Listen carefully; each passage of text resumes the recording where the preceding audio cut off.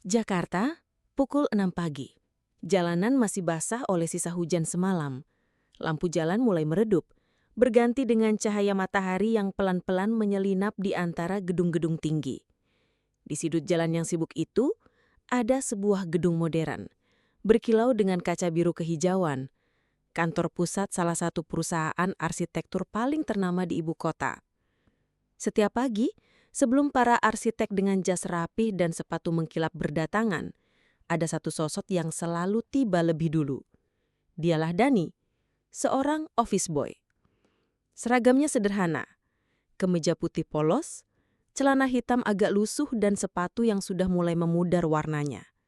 Namun, di wajahnya selalu ada senyum tipis. Dan di tangannya selalu ada kunci ruangan kantor yang digenggam erat. Bagi banyak orang, Dani hanyalah seorang OB. Tapi bagi gedung ini, Dani adalah orang pertama yang menghidupkan suasana. Begitu pintu kaca utama dibuka, Dani langsung bergerak cekatan. Tangan kirinya membawa lap, tangan kanannya membawa semprotan pembersih. Satu persatu meja karyawan, ia bersihkan. Kursi dirapihkan, debu di layar komputer diusap dengan hati-hati. Ia tahu, sebentar lagi meja-meja itu akan dipenuhi sketsa, kertas kalkir, model 3D dan tumpukan catatan proyek. Setelah meja selesai, Dani menuju ruang meeting. Di sana, ia menata kursi melingkar, menyiapkan air mineral, dan yang paling penting, membuat kopi hitam hangat untuk Pak Dedi, arsitek senior yang terkenal disiplin. Dani tahu betul, tanpa kopi itu, mood pagi Pak Dedi bisa rusak sepanjang hari. Sambil bekerja, Dani tidak sekedar membersihkan. Matanya selalu mencuri pandang pada kertas-kertas yang berserakan. Coretan-coretan pensil, garis-garis lengkung, simbol struktur yang bagi orang biasa tampak rumit, semua itu direkam oleh matanya. Setiap kali melihat layar komputer dengan software desain 3D terbuka, Dani berhenti sejenak. Seolah-olah kepalanya sedang membongkar pola yang hanya dia sendiri yang mengerti. Pernah suatu kali, seorang junior arsitek masuk pagi-pagi dan memergoki Dani memperhatikan desain di layar monitor.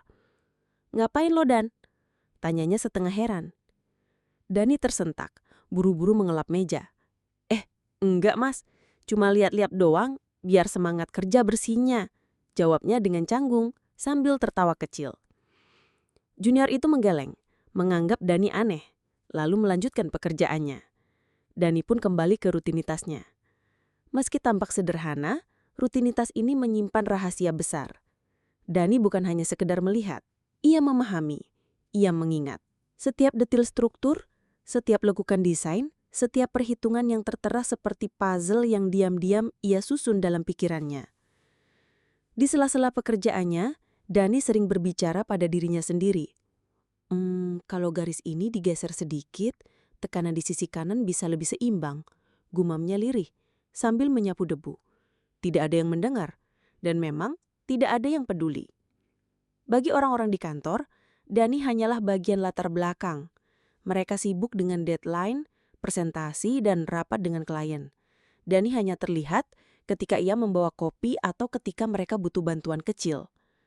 Tak seorang pun tahu bahwa di balik seragam OB itu ada otak yang bekerja sama kerasnya dengan para arsitek yang duduk di kursi empuk itu. Namun, Dani tidak pernah mengeluh. Ia sudah terbiasa dipandang sebelah mata.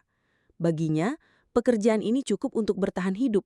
Setidaknya, ia masih bisa dekat dengan dunia yang dulu ia pernah cintai, meski hanya dari kejauhan. Satu hal yang tidak pernah hilang darinya, kecintaan pada arsitektur. Ia bisa saja berpura-pura hanya sekedar OB, tapi dalam hatinya, setiap kali melihat sketsa gedung baru atau model miniatur bangunan, ada percikan kecil yang menyala. Percikan itu sering membuatnya tertegun lama, seolah-olah terseret ke masa lalu. Di antara suara sapu yang menyentuh lantai, Dani sering mengingat hari-hari ketika ia masih duduk di bangku kuliah arsitektur. Dulu, ia pernah berdiri di depan papan gambar besar, penuh percaya diri dengan mimpi membangun gedung-gedung megah di ibu kota. Namun, mimpi itu ia kubur dalam-dalam setelah sebuah tragedi merenggut segalanya. Kini, Dani memilih untuk diam. Ia bekerja, tersenyum dan menjalankan rutinitasnya. Tidak ada seorang pun yang tahu siapa dia sebenarnya. Tidak ada yang tahu bahwa di balik tangan yang memegang lap pembersih itu tersimpan keterampilan seorang jenius arsitektur. Hanya waktu yang bisa membuktikan. Api yang disembunyikan tak selamanya bisa padam. Dan saat api itu menyala kembali, seluruh gedung ini akan tahu siapa Dani sebenarnya. Hari-hari di kantor arsitektur itu terus berjalan seperti biasa. Dani tetap datang paling awal, tetap membersihkan meja, tetap menata ruang meeting, dan tetap mengamati diam-diam setiap detil yang lewat di hadapannya. Semua berjalan tenang. Sampai suatu pagi, suasana kantor mendadak berubah.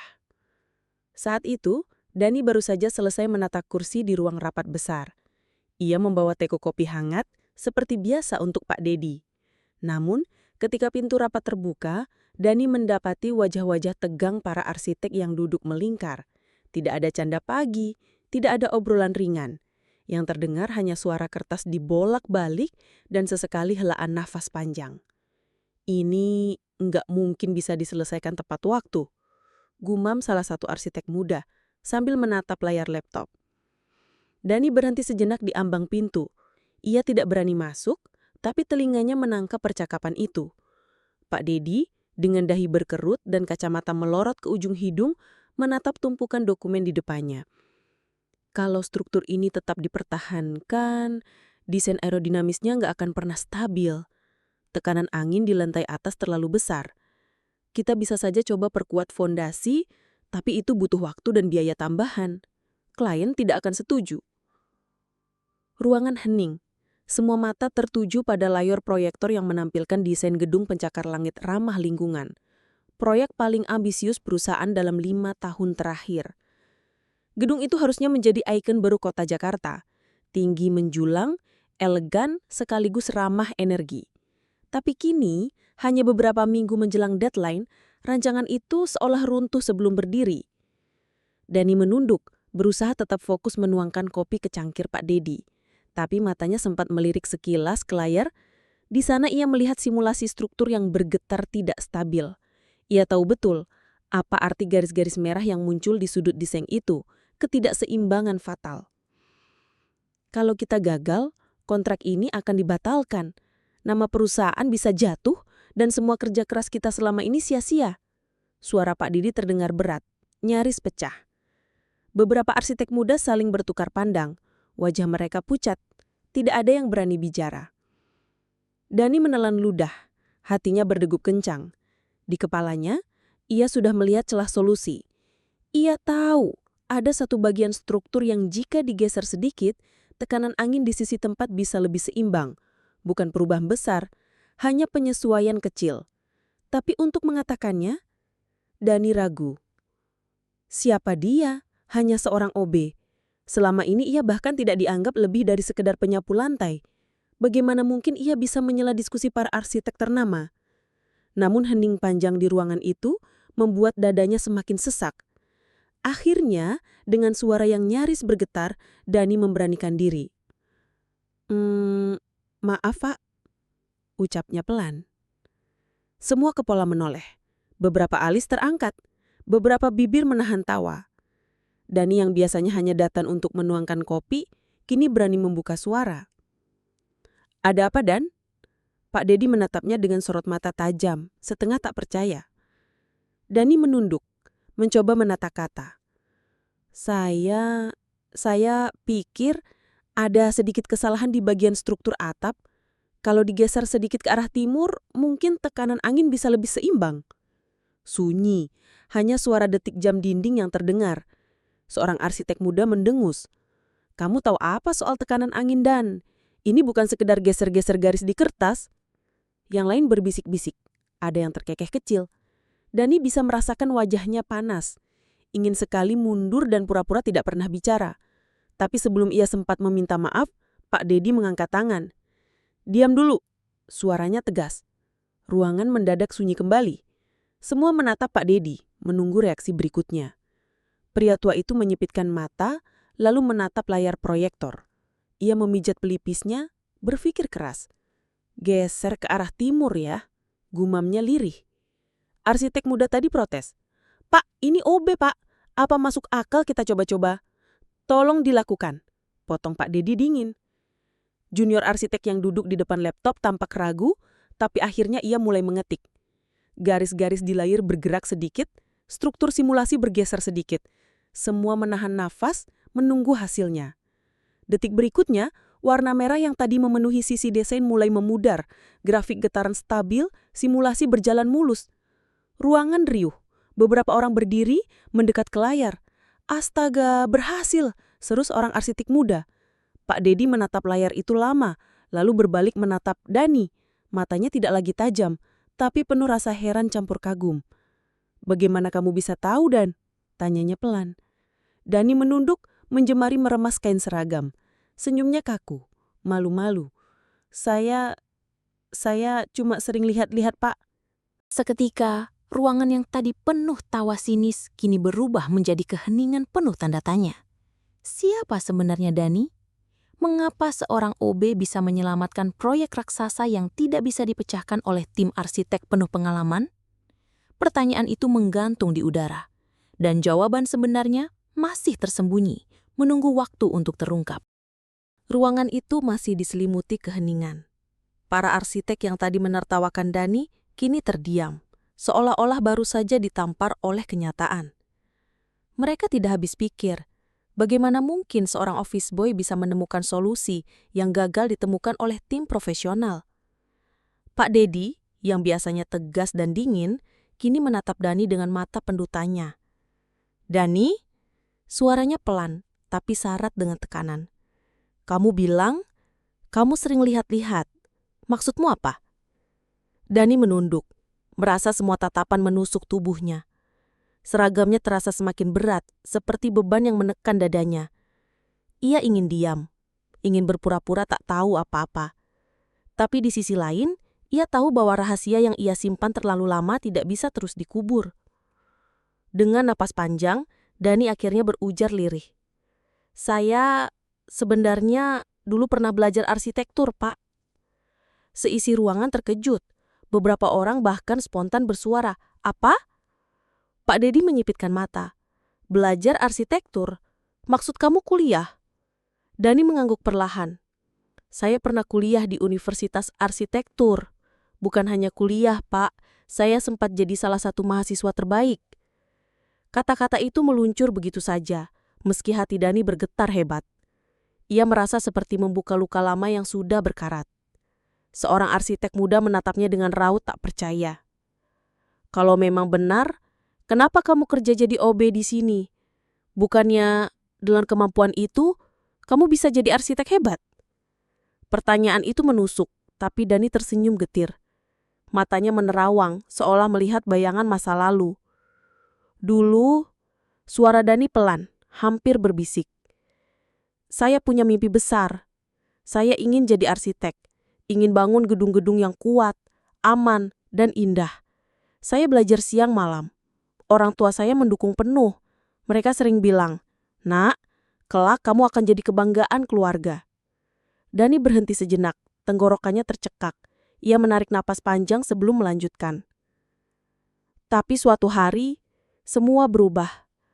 Ada bangunan yang runtuh, dan disitulah orang tua saya berada. Mereka meninggal, Pak. Saya ada di lokasi saat itu terjadi. Dan sejak hari itu, saya selalu merasa bersalah. Bagaimana bisa saya bercita-cita jadi arsitek, sementara orang tua saya justru jadi korban bangunan yang seharusnya melindungi. Saya tidak sanggup." Mata Dani mulai berkaca-kaca. Ia menunduk, berusaha menyembunyikan air mata yang jatuh. "Saya berhenti. Saya tinggalkan semuanya. Dan saya pikir kalau saya jadi OB, saya bisa tetap dekat dengan dunia arsitektur, tapi tanpa harus menghadapi luka itu lagi." Tidak ada yang berani menyela. Para arsitek yang tadi menertawakan Dani kini hanya bisa menunduk. Mereka melihat sosok Dani bukan lagi sebagai OB biasa, melainkan seseorang yang menyimpan luka mendalam sekaligus bakat besar yang terkubur. Pak Dedi menarik napas panjang, lalu melepaskannya perlahan. "Jadi, itu alasannya. Tapi Dani, yang barusan kamu lakukan, menyelamatkan proyek ini, itu bukan hal kecil. Itu bukti kalau kamu masih punya kemampuan luar biasa."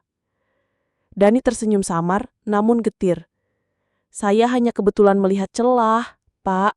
Itu saja. Tidak, Pak Dedi menggeleng. Itu bukan kebetulan. Kamu punya insting seorang arsitek sejati. Dan insting itu tidak akan hilang hanya karena kamu mencoba melupakannya. Kata-kata itu membuat dada Dani bergetar. Ia sudah lama mengubur dirinya dalam seragam OB, meyakinkan diri bahwa mimpi arsitek hanyalah masa lalu. Tapi kini, di hadapan semua orang, kenyataan itu menyeruak lagi. Seorang arsitek muda yang tadi meremehkan Dani akhirnya angkat bicara. Suaranya bergetar. Dan, saya minta maaf. Tadi, saya nggak tahu. Dani hanya tersenyum kecil. Tidak apa-apa, Mas. Lagi pula saya juga tidak pernah menunjukkan siapa saya sebenarnya. Pak Dedi lalu berdiri, menghampiri Dani. Ia menepuk bahu Dani dengan lembut sebelum kembali duduk. Dengar, Dani, masa lalu memang tidak bisa kita ubah. Tapi masa depan masih bisa kita tentukan. Kalau kamu benar-benar punya passion di bidang ini, kenapa harus terus bersembunyi? Dunia arsitektur membutuhkan orang seperti kamu. Dani terdiam. Kata-kata itu seperti pintu yang lama terkunci kini terbuka sedikit. Ada cahaya kecil yang masuk, meski ia masih ragu untuk melangkah. Dalam hati ia bergumam, Apa mungkin aku bisa kembali ke dunia itu? Ruangan yang tadinya penuh tegang kini berubah menjadi ruang refleksi. Semua orang menyadari, di balik seragam sederhana seorang OB, tersimpan kisah yang jauh lebih dalam dari yang mereka bayangkan. Dan itu baru permulaan. Suasana ruang rapat perlahan mencair. Setelah pengakuan Dani, tak ada lagi suara tawa meremehkan. Semua tatapan yang mengarah kepadanya kini berubah dari sinis hingga penuh hormat. Dani sendiri masih belum sepenuhnya percaya bagaimana rahasia yang ia simpan bertahun-tahun akhirnya terbongkar di momen yang begitu genting. Pak Dedi masih berdiri di sampingnya, menepuk bahu Dani sekali lagi sebelum kembali duduk. Dani, katanya dengan nada yang lebih lembut, mulai sekarang, jangan lagi sembunyikan kemampuanmu. Kita butuh orang seperti kamu di tim ini. Kata-kata itu membuat jantung Dani berdegup kencang. Ada bagian dalam dirinya yang tersentuh, seakan suara itu membuka pintu yang sudah lama ia kunci rapat. Namun ada ketakutan lama yang kembali menghantui. Pak, Dani menunduk, suaranya bergetar. Saya takut kalau semua terulang lagi, kalau apa yang saya buat justru membawa bencana. Ruangan terdiam. Beberapa orang saling berpandangan, tak tahu harus berkata apa. Hingga akhirnya Pak Dedi menatap Dani dengan mata penuh keyakinan. Dengar, Dani, arsitektur itu bukan hanya soal membuat bangunan berdiri megah. Ini soal tanggung jawab, soal belajar dari kesalahan, dan soal menciptakan sesuatu yang lebih baik. Kalau dulu ada tragedi yang menimpa, justru itu alasannya kenapa kamu harus terus berkarya. Supaya orang lain tidak mengalami hal yang sama. Kata-kata itu menembus benteng ketakutan Dani. Perlahan, ia merasa ada kehangatan yang menenangkan di balik trauma yang selama ini ia peluk. Ia menyadari bahwa mungkin inilah alasan takdir membawanya ke kantor ini, meski hanya sebagai OB. Hari-hari berikutnya suasana kantor berubah.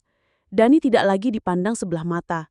Ia masih menjalankan tugasnya membersihkan ruangan dan menyiapkan kopi. Tapi kini, setiap kali ada rapat desain, para arsitek sering memanggilnya untuk sekedar memberi masukan. Awalnya Dani sungkan, tapi semakin lama ia mulai terbiasa. Bahkan beberapa kali idenya diterapkan, membuat proyek berjalan lebih lancar. Pak Dedi diam-diam memperhatikan perkembangan Dani. Hingga suatu sore, ia memanggil Dani ke ruangannya. Dani, katanya sambil menutup laptop, saya sudah pikirkan baik-baik. Kamu tidak bisa terus seperti ini. Kamu punya kapasitas lebih dari sekedar OB. Saya ingin kamu ikut dalam tim proyek besar berikutnya. Bukan sebagai OB, tapi sebagai asisten arsitek. Dani terperanjat. Asisten arsitek? Pak Dedi mengangguk mantap. Ya. Anggap ini langkah pertama. Kalau kamu masih sungguh-sungguh, jalanmu masih terbuka lebar. Hati Dani bergetar hebat. Ia tidak pernah membayangkan kesempatan itu datang lagi setelah bertahun-tahun ia memilih bersembunyi. Rasa takut masih ada, tapi kini ada harapan baru yang perlahan tumbuh. Malam itu, saat pulang, Dani berjalan kaki melewati trotoar kota Jakarta. Lampu-lampu jalan berkelip, kendaraan berderu, dan gedung-gedung menjulang seakan menyapa dirinya. Ia menatap ke atas, melihat siluet gedung pencakar langit yang berdiri kokoh. Dalam benaknya, ia mendengar kembali suara orang tuanya. "Nak, suatu hari kamu akan jadi kebanggaan keluarga." Air mata hangat menetes di pipinya. Tapi kali ini bukan karena sedih. Ia tersenyum tipis. "Pak, Bu, mungkin inilah saatnya. Saya akan bangkit lagi." Hari-hari selanjutnya menjadi awal baru bagi Dani. Ia mulai belajar lagi dengan sungguh-sungguh, membaca buku-buku arsitektur yang dulu sempat ia tinggalkan. Rekan-rekan arsitek yang tadinya meremehkan Dani, kini justru mendukung dan banyak mengajarinya.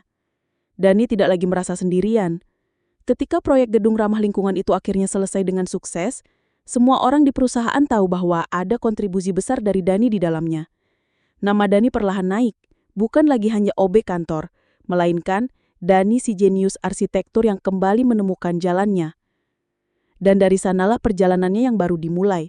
Perjalanan seorang anak manusia yang sempat terjatuh, namun berani bangkit kembali untuk mengejar mimpi sejati. Kalau sekiranya ceritanya bagus, tolong di-like, share, dan subscribe. Dan kalau ada kritik, saran, ataupun narasi cerita yang ingin diceritakan, tulis di kolom komentar ya. Terima kasih.